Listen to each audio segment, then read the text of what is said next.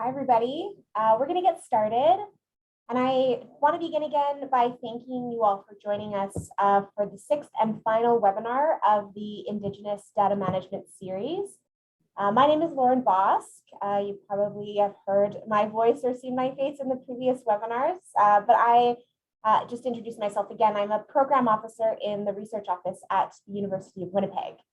As with our past webinars, I again wanted to start with an acknowledgement of where I am located as an uninvited settler of French and Finnish descent in Winnipeg, which is on the birthplace and homeland of the Métis Nation, Michif, and on the traditional territory of the Anishinaabe, Ojibwe, Nahiawak Cree, and Anishinaabe Oji Cree people, and a place of importance for the Oyate, Dakota, and Dene-Sulene Dene peoples. This is Treaty 1 territory. I also acknowledge Treaty 3 and the Shoal Lake 40 First Nation area, which is where we get our water supply. Finally, I'd like to remind you of the resource connecting us today. Approximately 70% of Manitoba's electricity comes from Nelson River in northern Manitoba, located in Treaty 5. I do this acknowledgement to commemorate Indigenous peoples' principal kinship to the land, which has been restricted. The process of land acknowledgements is inspired by the 94 recommended calls to action, which are contained in the Truth and Reconciliation Commission of Canada's final report. Land acknowledgements are a necessary first step towards honoring the original occupants of a place, and I encourage all of you to learn about the land you're situated on. This series is hosted by Kishaadigeh, the Manitoba Network Environment for Indigenous Health Research, or NEAR, based at the University of Winnipeg. Kishaadigeh is funded by the Canadian Institutes for Health Research and aims to upskill research capacity and infrastructure for Indigenous communities and organizations undertaking health research in Manitoba.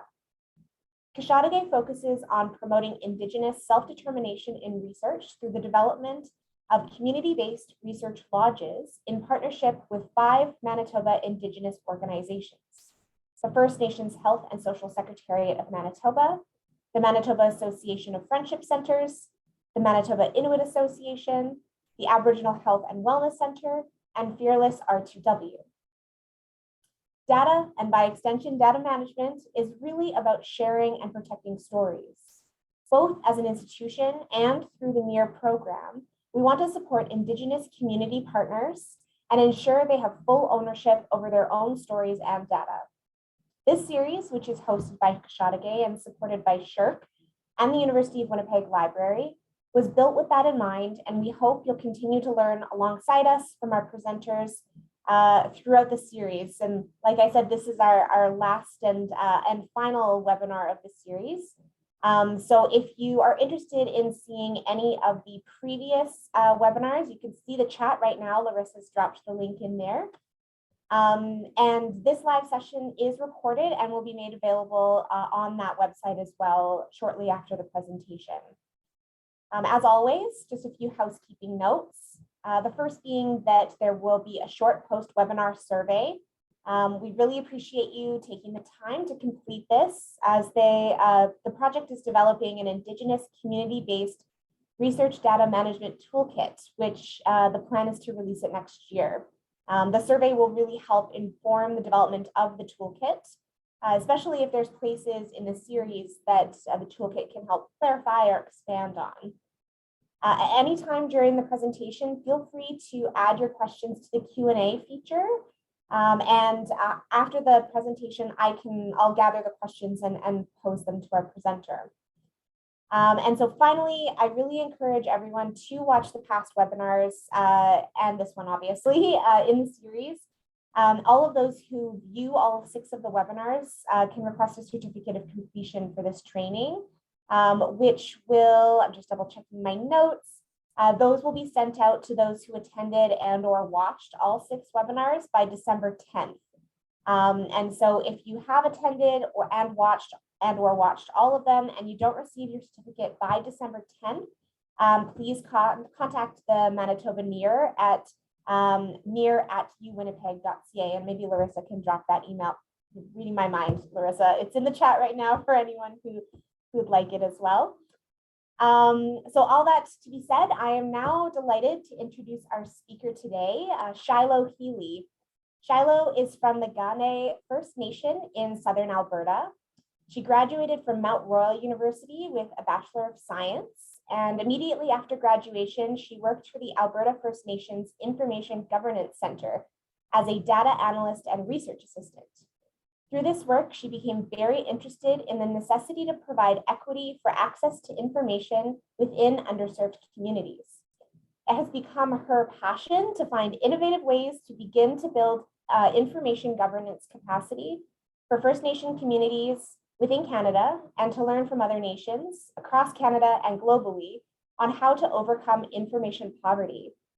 Currently, Shiloh's work with the Blackfoot Confederacy Tribal Council focuses on developing Blackfoot-defined wellness indicators and improving data linkage and surveillance for First Nations and the opioids crisis in Alberta. So Shiloh, please take it away.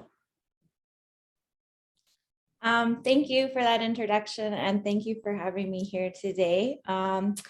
Oki Nista Anaguk Anatsisinski. Hello, everybody. My name is Shiloh Healy.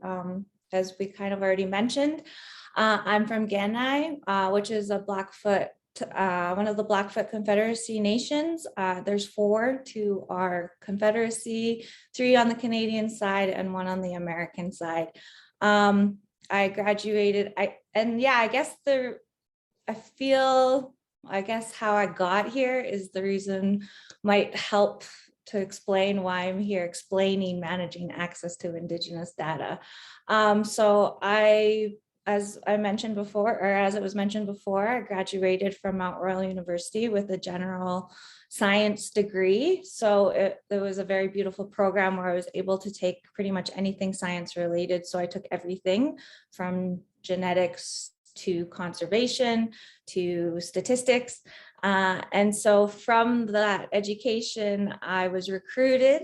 And it should be worthwhile mentioning that my mother is Bonnie Healy, and she was the executive director for the Alberta First Nation Information Governance Center at the time that I graduated. So she fully recruited me.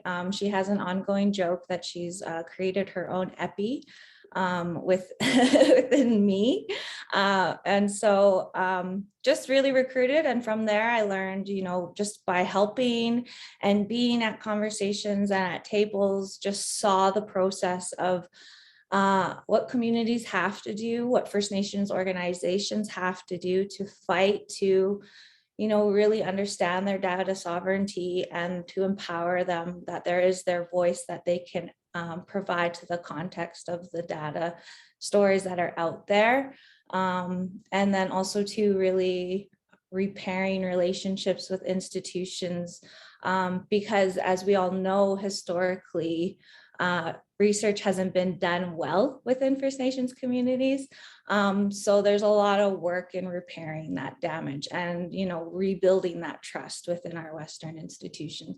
So with that work, I find, the things that I'll be talking about in the webinar, there are a lot of the governance pieces that Bonnie Healy is really, has been the warrior, data warrior on that end. I find myself a very technical person. So I'm more or less just thinking in the background, what do I have to learn now to help Bonnie's goals for her data sovereignty amongst First Nations. So with my talk, just kind of how I outlined it with the contents, I'll give you some historical background that's really important to, how we access and the reason why there's so much sort of, barriers and challenges with First Nations access and data access. So, we talk about UNDRIP and TRC all the time when it comes to First Nations data. And then we had some guiding principles that came out, such as OCAP, that I'll go over. But how I'm really going to explain access, it's from my lived experience, just kind of what I've seen and how the conversations I've had to help communities with, as they navigate those relationships and, obtaining even their data in their own stewardship. So like the Havasupai biosamples, Alberta First Nations and their health data, a data dashboard that I'm trying to help with my community, and then open access in general. Those are more be providing the scenario and kind of, you know, the issues with the access and, you know, the process that we've kind of had to go through to get to the data. So first and foremost, we wouldn't be anywhere without our laws and privacy laws when it comes to our personal health information. And that's just what I've really worked with. It has been health information and health data. It's really the push, the driving push for First Nations data right now. And just historically, that's just been really the driving force of data collection and interpretation and analyzing. So it's just, this is the data set that I've worked with. And so the law that's applicable to it is this privacy law. And so your personal information is data about an identifiable individual. It is information that on its own or combined with other pieces of data can identify you as an individual.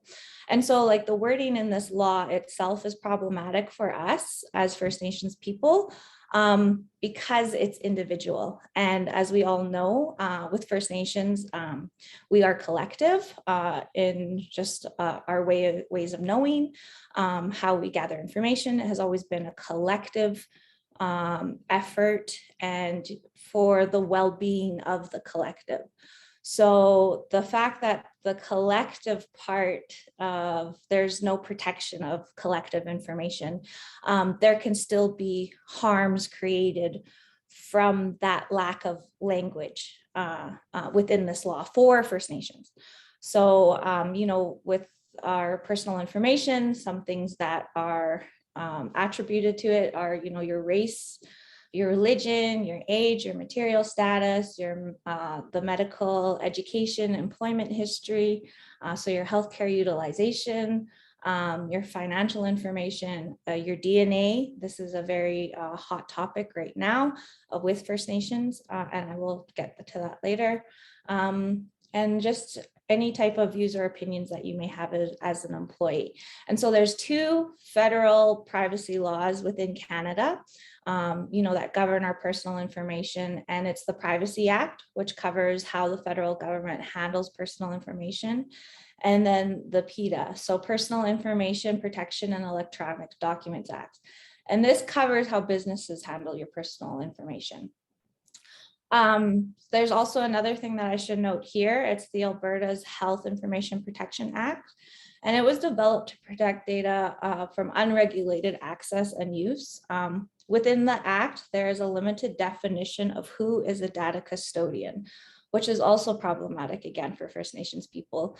You know, a lot of our data collection has been government agencies or universities, and have been collected without without First Nations people knowing, or even their interpretation of the data itself. Even so, the people who've housed data in the past have usually been these government or university institutions. So switching over to who a custodian is, I find as First Nations people are becoming more empowered in their data sovereignty, they're building capacity and resources to really take on that role of housing data. So this custodian role can be problematic in that. Just for example, so a psychologist or a social worker cannot access data unless they are employed with a provincially funded clinic or agency. So while a physician or nurse can. So this presents an issue when communities or organizations without a resident doctor or nurse would like to access information.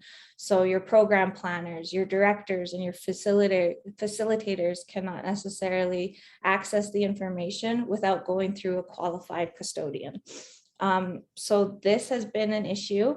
As we're building capacity, you know, we're trying to find new ways around this problem.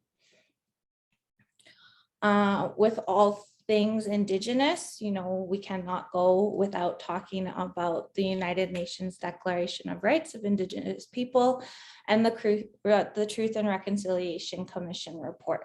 And these are just calls to action, that just really outlined that there were, the colonization efforts have been very negatively impacting our health holistically. And that, there needs to be accountability to those that have those policies in place. So specifically with the UNDRIP, it was adopted by the UN General Assembly in 2007. And so instead of requiring member states to report on Indigenous outcomes, the declaration calls on states to allow Indigenous populations access to rights and governance and to inform decision-making processes.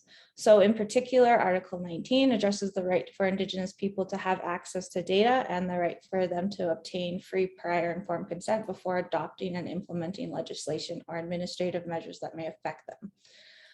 So with the TRC, the Article 19, we call upon the federal government in consultation with Aboriginal peoples to establish measurable goals to identify and close the gaps in health outcomes between Aboriginal and non-Aboriginal communities.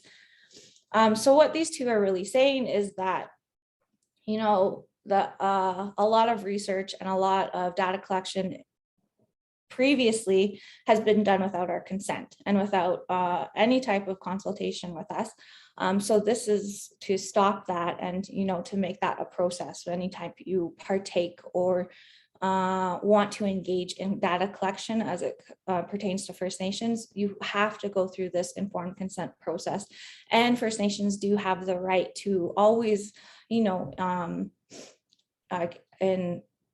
implement their governance over those processes as well. That's the historical context of how research and how data collection has been done in the past. So this was really necessary to say, this can't happen anymore. It's been harmful. And so this will need to change. And then the Truth and Reconciliation is really that, recognizing that there are gaps in our health outcomes, and that, this is a call to really, for First Nations to really start to identify those gaps and close them. So this is opening up for more data collection. So it's kind of recognizing that there's gaps in our data collection and in our data, and that there needs to be more opportunity for new data collection to take place with the proper engagement with First Nations people. So this really creates that the research scenario now where, we need this information, but we also need this information governed in a very First Nations way, since it hasn't been done so in the past. And this is where it's really problematic, or can be very problematic, with research and government or universities, because research and community engagement usually underestimates the time and resources that are needed to fulfill these two things, to really recognize the gaps and then to help communities collect their data. Because there's a whole process with the research part of it. There's history to every community that you engage. There is a unique history that they have with research, with the universities around them, with the institutions around them. So you really have to take that time to build that trust with these communities again. So again, from all of those privacy laws, unfortunately, a lot of best practices or recommendations come from harms that have been done in the past to First Nations people, or things that were recognized as harmful when they have been, publications have been made. So from that, we've had these guiding principles come into play. The First Nation Information Governance Center has your OCAP, which is your ownership, control, access, possession. And then we had the care principles for Indigenous data governance that were drafted at the International Data Week and Research Data Alliance plenary co-hosted event titled Indigenous Data Sovereignty Principles for the Governance and Indigenous Data Workshop in November of 2018 in Botswana. And so the thing with these is, you know, they really are guiding principles, and they're really there to mitigate the harms that have happened before and to make sure that they don't happen again. And that's in harms to all parts. Like as Indigenous people, we look at things holistically. So what is the holistic harm to this? So not only is it the physical, emotional, mental, spiritual, but we even look further past that as First Nations people, and we really include that ancestral harm that could possibly happen. And so I think also too, in practice, the thing that I noticed with these principles that like we have to be mindful of, these are guiding principles. They really have to be looked at with your case by case, and what exactly are you working with? What's the history behind the relationships? How have people interacted before? Because these guiding principles, they're not just, I took the training, I have a check mark, I've done the work, now I can do my research. But it's not to give the check mark to clear all, but it's also not to gatekeep as well. So, we don't want to stop everything with OCAP. We just want to make sure that there is accountability, there's transparency, that we're just trying not to harm each other in the work that we're doing together. And we're just trying to benefit the collective as much as possible with what we're doing with this work, with the data collection, whichever process you're doing. So these are the scenarios that I was really going to get into about where you can kind of see kind of where access is needed to information and where it has gone wrong, or also too, there's processes that where we've had to get imaginative with how we can continue the work with the laws in place and the history of relationships and mistrust. And so really navigating those relationships too, and that process as well. So the Havasupai biosamples, it's a well-known case study. Anytime you take OCAP training, you're going to hear about the Havasupai. So this is a tribe that was found, that's at the bottom of the Grand Canyon. And so in 1989, the community approached a researcher at the Arizona State University and really wanted to understand why his people were sick. So why were the people getting diabetes at increasingly high rates? So there was a previous study that was done before that had looked at some sort of genetic marker of diabetes. And so the community wanted that work to be implemented in their community. And so they got into a relationship with the the University of Arizona. What had happened is they collected these samples, the community members signed a consent form, and then nothing could be determined from the research. So the research was done, the research project was finished at that point in time.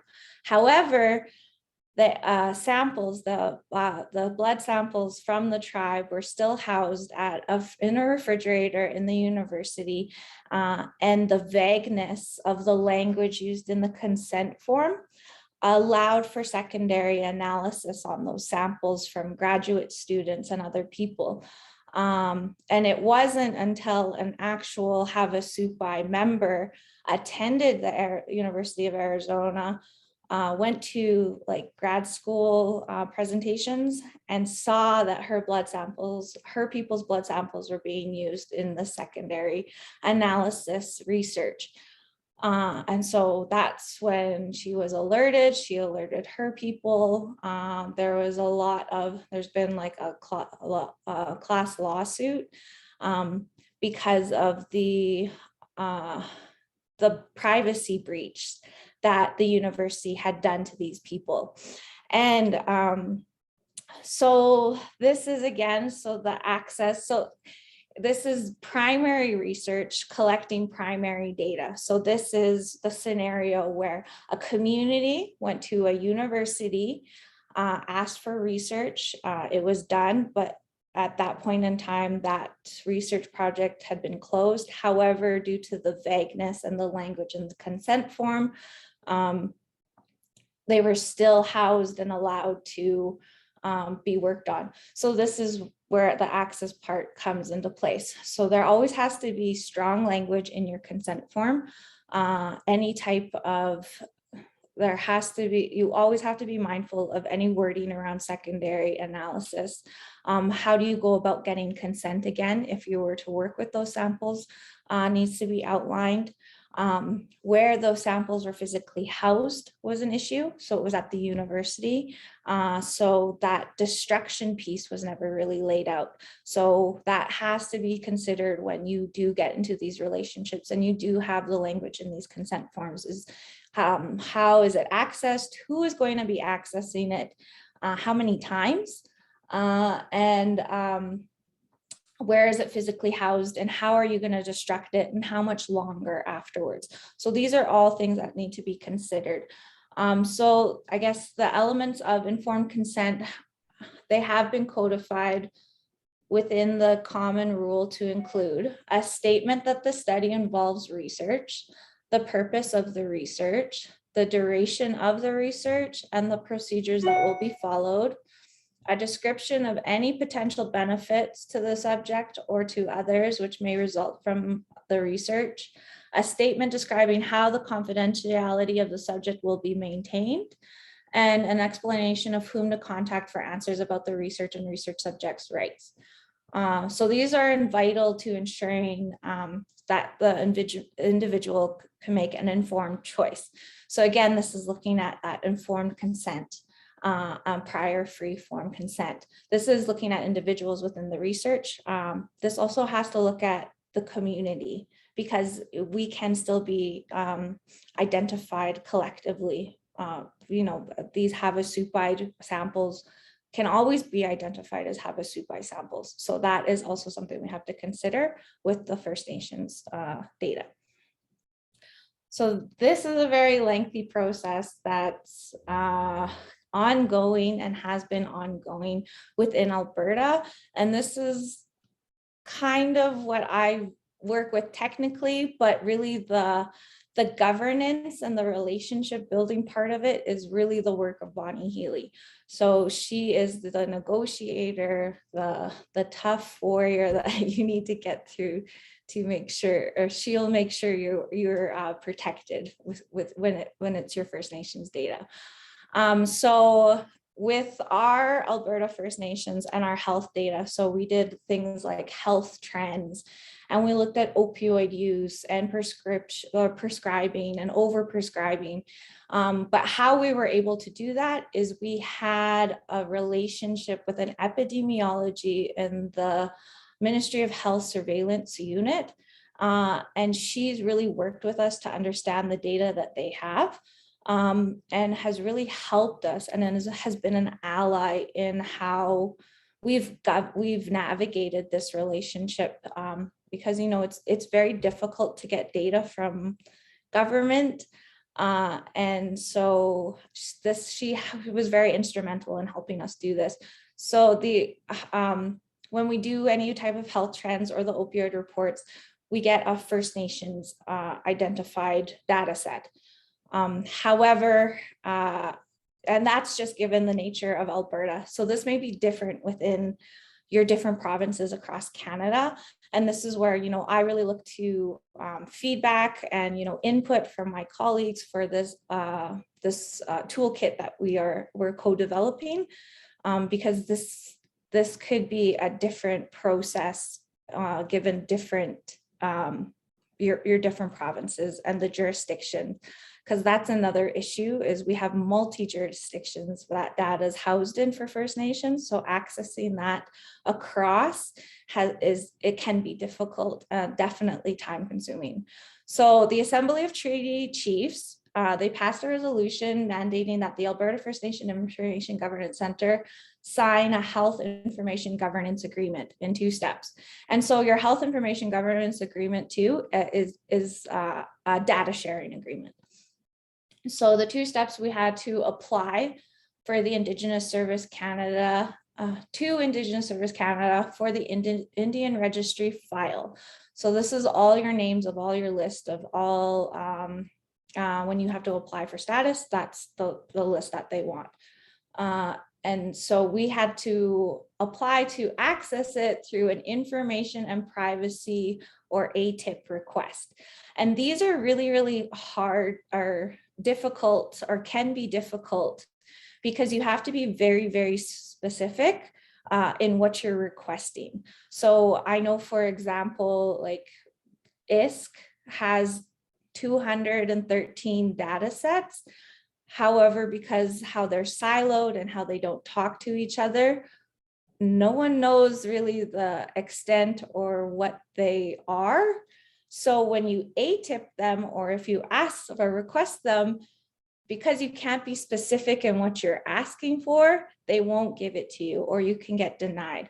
So this is where our ally within the ministry helped a lot, because she was able to help us ATIP and request data that's very specific to what they were housing and what we could and what we needed as a community. So this ATIP request was approved and supported by the Minister Carolyn Bennett.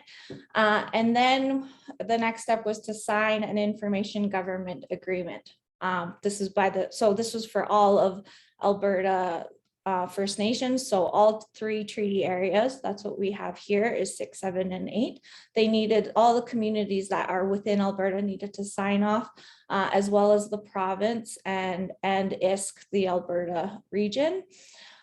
So the reason why this relationship was happening is that within the data sets, there's only a First Nations identifier. However, communities, now that they've had this data, they want specific data. They want their own data. They want their community data. However, how the ministry has it right now within Alberta is we can't give them community specific data, just because that's not how it's identified right now. And so we need the Indian registry list to clean up the data, to give them clean data about their community. So that's what this kind of process has been happening, and it's taken quite some time. I think before COVID, this had been in the works for about 2 years, 2.5 years. And so since then, we're looking at 4.5. And so what this information governance agreement, it did have to change slightly. So it was switched to a memorandum of understanding.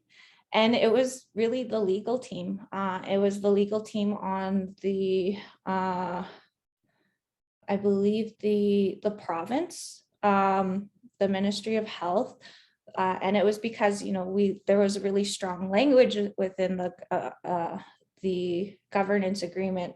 So things like OCAP was used throughout, and data sovereignty. And so they were very, weary of signing an agreement like this. So we were comfortable with it. They were comfortable with it. We switched it to MOU. It is a little bit weaker because it's not legally binding, but we were able to, that's what we were comfortable with, to continue on with the relationship just so we could get a faster release of the data, because that's really what's happening right now is access. It's not done really in a timely manner for First Nations. And it's to access things that aren't very suitable for us. You know, they're administrative data sets that we follow money. It's never really going to tell us the why of things that are happening to us. So I think another thing to note here is that the importance of a data sharing agreement is really to help determine First Nations priorities and data governance while working in partnership with government, universities, researchers, and other organizations. It's important to develop a data sharing agreement that outlines the nature of the partnership with your non-Indigenous institutions, just as cultural differences, unrealistic expectations, organizational constraints, and ongoing ethical and data sharing violations can create barriers that stifle or end effective partnerships.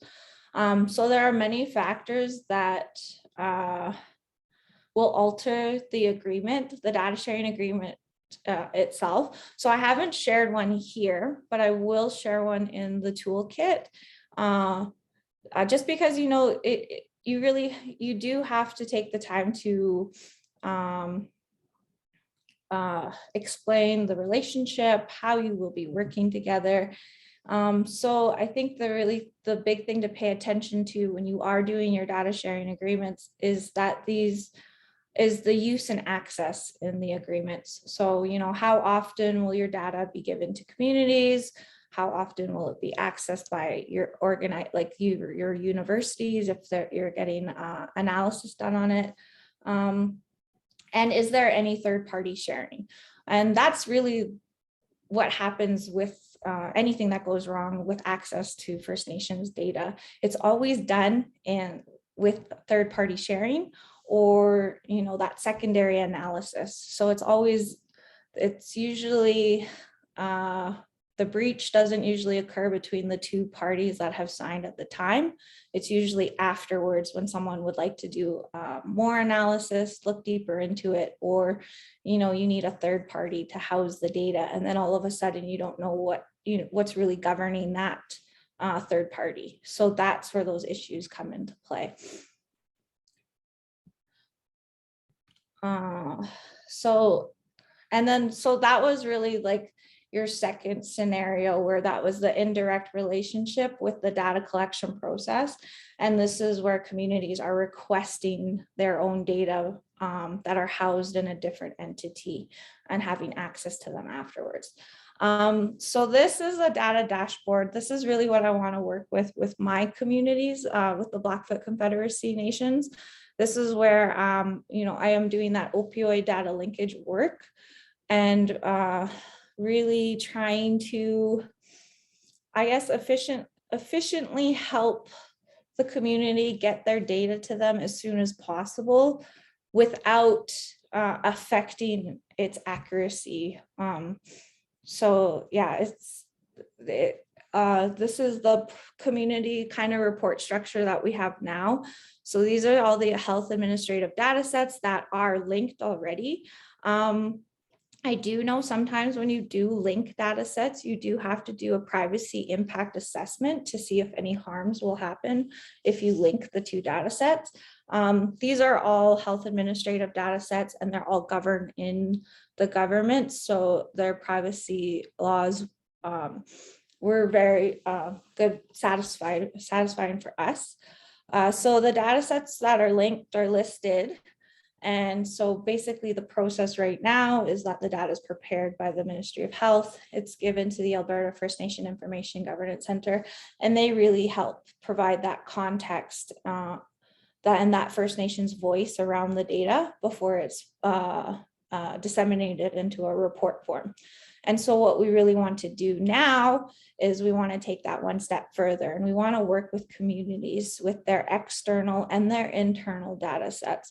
So we really want to house it in one centralized place. But, you know, this is, again, communities are a little bit nervous to do this because it's having all their information in one spot. Their, you know, privacy is very important to them. and those issues of access, where is it housed? Some communities, they don't have the infrastructure or even the human time and capacity to help to implement these, to maintain these systems. So there's a lot of hesitation there, but we're really working with them of really understanding the importance and empowering them that they don't have to wait for crappy data. They can start collecting their own and to really learn how to house it properly. So one of the things that we were talking about here is, having the external government data sets still go as they do, but then pooled into our centralized platform. And then we wanted to add more things to our whole contextual data story from a Blackfoot perspective. So having our Blackfoot wellness indicators, so having that, moving away from the deficit-based sort of indicators of epidemiology and, looking at strength and connection, spirituality and stuff like that. And what's really and we wanted to look at how things are being collected, but among departments. So your employment, education, health. So how are these interacting, and really streamlining that process so it's all in that centralized platform. However, when we've talked about access on this platform, we really talked about 3 levels of access. And so that's having your technical people, they have kind of your high level access. And so they'll be able to input, maintain, clean the data, really have that sort of full access to the data. And then we wanted to do a secondary level, which is the members, the community members, so they can have access to data that's about them as well. And so they'll have a little bit more freedom of exploring the different indicators, kind of what they need, provide input of something that they think is missing. And then you would have your sort of external users access. And there's been lots of discussion around here about, how that'll look. So it would be, it could be a person, it could be a collective board, or a table of elders, so that any type of person who wants to access us that is not a community member, they wanted to access this data, they would maybe have to put in an application process of what, the things that are in a data sharing agreement could possibly be in one of those an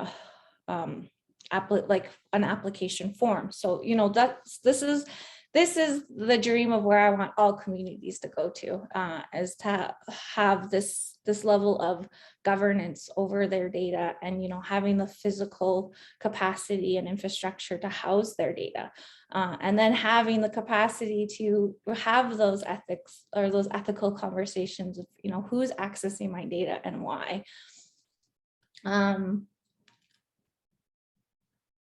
And I think, yeah, I just have a couple more. But yeah, so this would be another scenario where the community has direct relationships with data collection, but now governs who accesses the platform. So another scenario that I have worked with in the past is our Indigenous study, and this is the enhancing HPV vaccination in First Nations populations in Alberta. And this is really looking when a First Nation organization and a university develop a relationship, and the data is collected and analyzed together. So Alberta First Nation Information Governance Center, it was the established data steward or custodian. Then we had so they were the entity, and we facilitate OCAP training too. So there's OCAP language throughout all of our documents, and we're really chief mandated. So we work for the organization works for the chiefs in any type of research that they want to do, any type of concerns that they may have that requires data. The organization help get that data or those tools. And so we had a data sharing agreement with the University of Calgary. And then we had a band council resolution and letters of supports with the nations. And so once we've had those contracts in place, we went into community, we did the work, we did some chart reviews, and had some focus groups. And this is, again, we had people sign confidentiality, people within the focus groups, they signed a consent form before they were asked to participate. And then afterwards, in the analysis piece, we had non-disclosure agreements that were signed by authorized users. And so AFNIGC has a remote user, and so people from the university, they would get an AFNIGC email, they would borrow a laptop for the day, and that's how they would access our data so we can analyze it together. And then after that, within our contracts, there was that really push that nothing could be published without the community's last say and AFNIGC's last say. So that's a really important piece too. That's kind of another place where it can get kind of political with researchers, non-Indigenous researchers. There's a push for publication, whereas with First Nations communities, there's no push for publications. It's really the work to help the community. So that can get turbulent sometimes.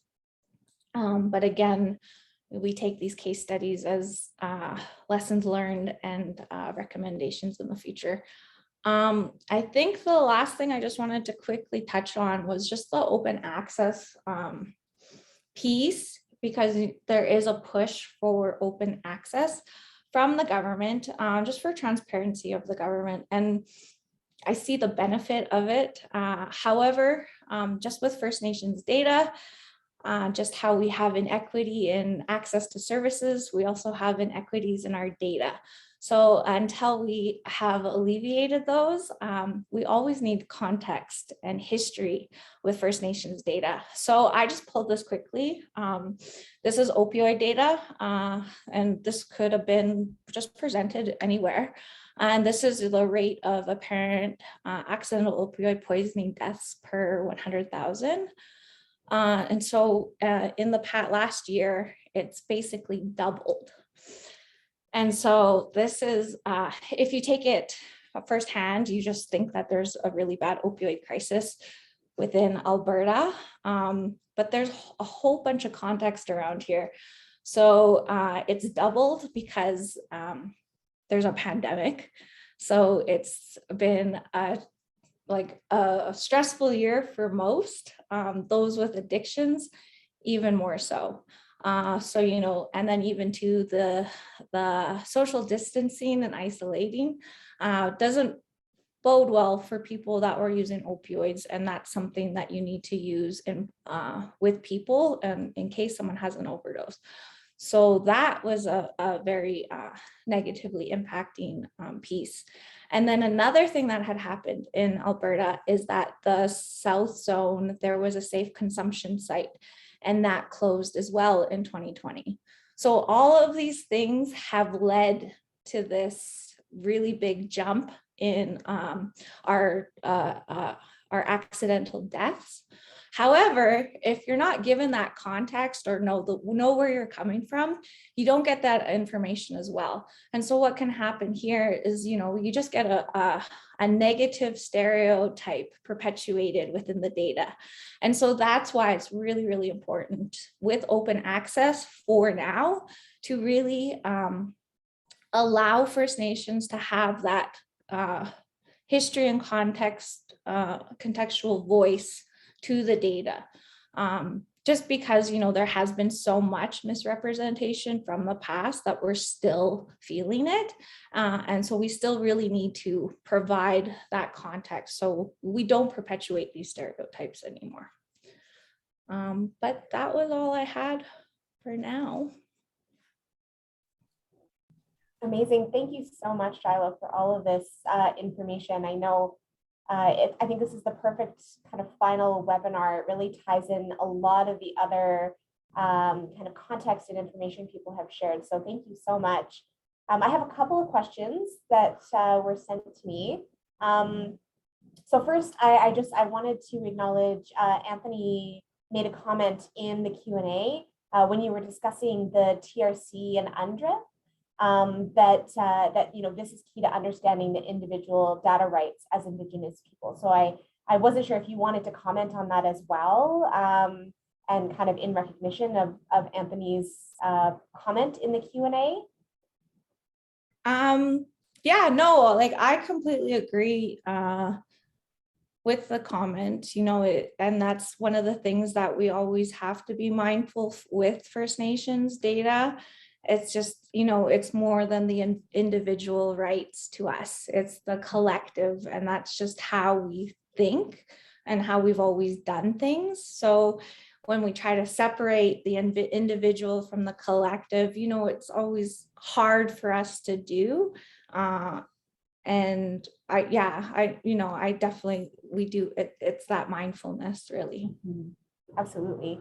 And actually the next question that I have ties into that. So I was wondering if you could share your thoughts on, wise practices or experiences you've had in thinking about community consent versus individual consent, and what happens or when there is a disagreement, right, between the consent of an individual versus the consent of a community for the use of research data kind of in either an open way or a closed way. Or I think that you're right, like it's more complicated than just one person giving consent. So I was wondering if you could talk about kind of how those complications and no, it's really, really hard too, because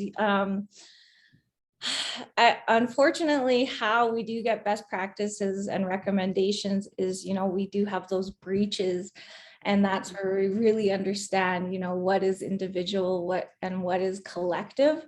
So I know, it's really, and part of the complexity too is that we are so distinct. So we have a really unique history geographically with just the area that we're in, like, the institutions that are around us, the interactions with universities and research itself. Like, though there's that added complexity, is that these individuals and these communities also come with their own history and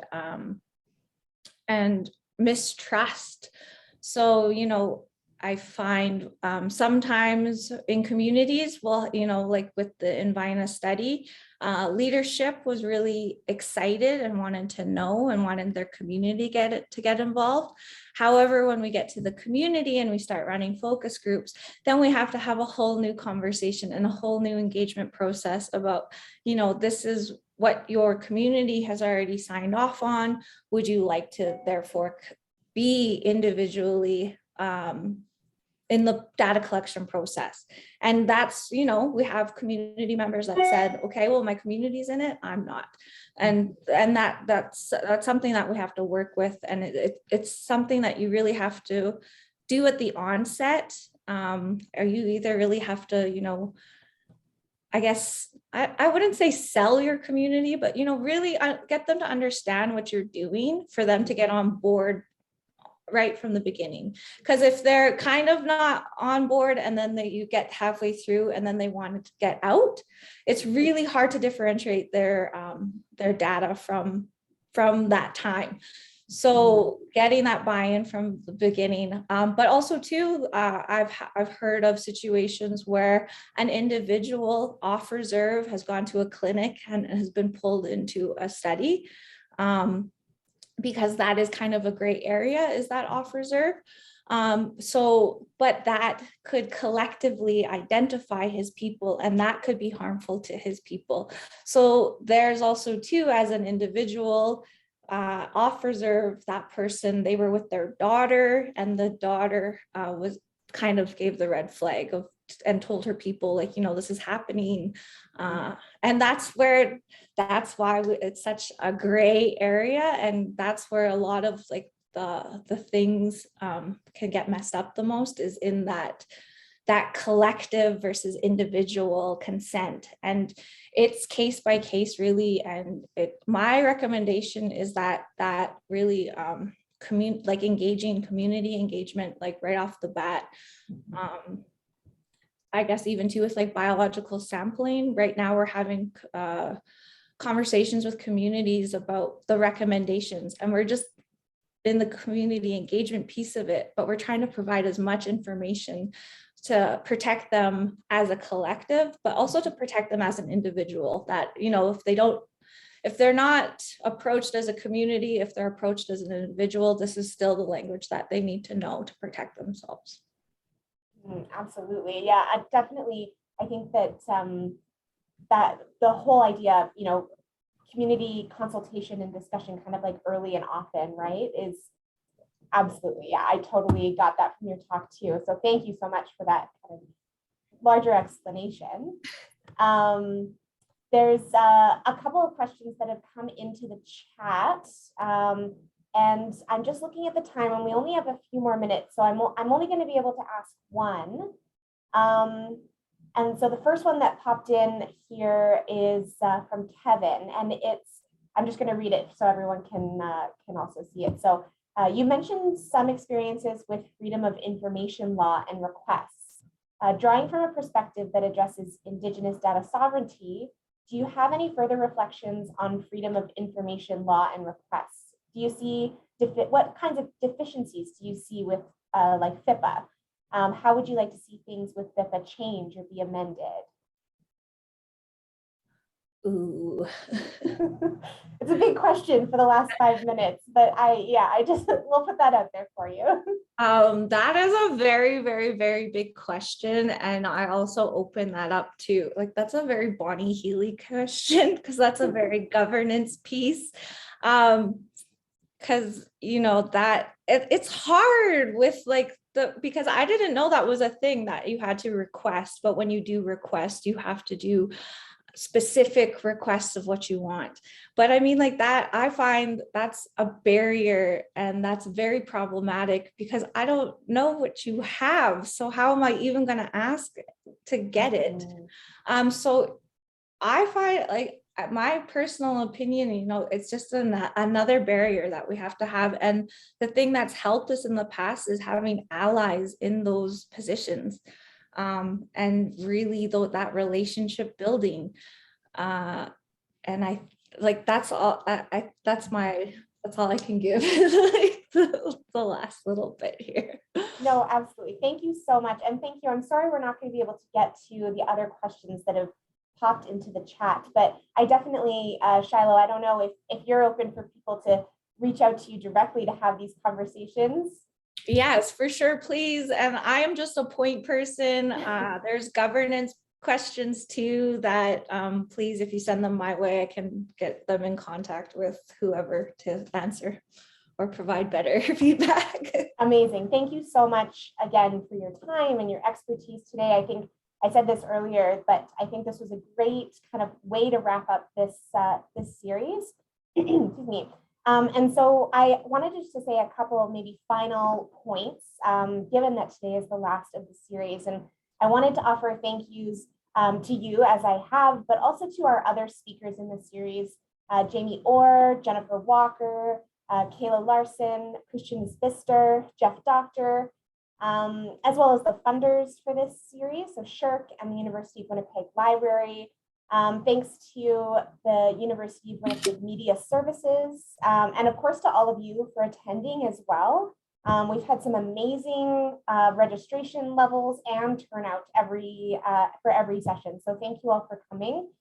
Finally, I want to give thanks to the organizing team for this series. So Ashley Hayward, Jamie Orr, Brianne Selman, and a special mention and extra thanks to Larissa Wadka, who took on a leadership role for this project, from identifying the grants to make this happen, doing the research and writing for the grant application, to connecting with all of the amazing, incredible, brilliant speakers that we've had, mailing thank you gifts, being the point of contact for students, working with media services. Like, Larissa's been the brains and all of it behind this. So thank you especially to Larissa, as well as to you, Shiloh, and all of the speakers from this series. I want to, again, remind everyone to watch all the previous webinars in the series on the Manitoba NEAR website. And as I mentioned, those who have watched all of them, by December 10th, you should be getting a certificate. And if you don't receive your certificates, please contact Manitoba NEAR.